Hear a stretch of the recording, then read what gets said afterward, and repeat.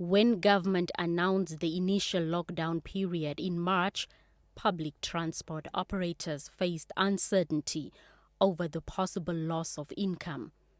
But with subsequent considerations, they could operate under strict adherence to the state of emergency. Four-seater vehicles are allowed to operate, but with only 3 passengers or less. This is among the unchanged regulations under the extended lockdown period, as some people under the essential service category are clients of the public transport operators. As far as I am concerned, the taxis are still operating. They just need to comply with the measures which are put in place for them to be able to operate, so they can still make use of that mode of transportation. Government has on numerous occasions admitted that compliance by the public to the state of emergency regulations has not been as expected, particularly in the Thomas and Erongo regions.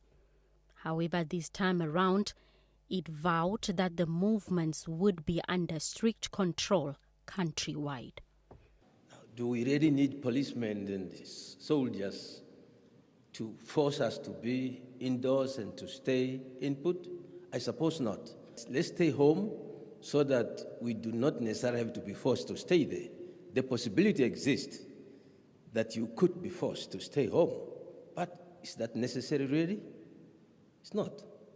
People traveling between towns would also require permits, as law enforcement agents are busy dividing all the regions into zones.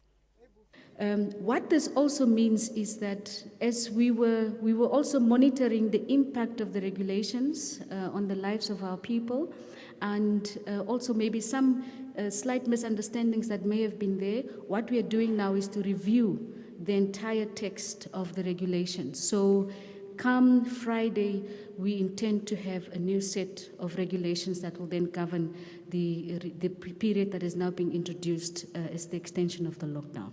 Prior to the extension, Police Inspector General Sebastian Deitunga had instructed his regional commanders to identify areas to erect additional roadblocks to step up adherence to the state of emergency.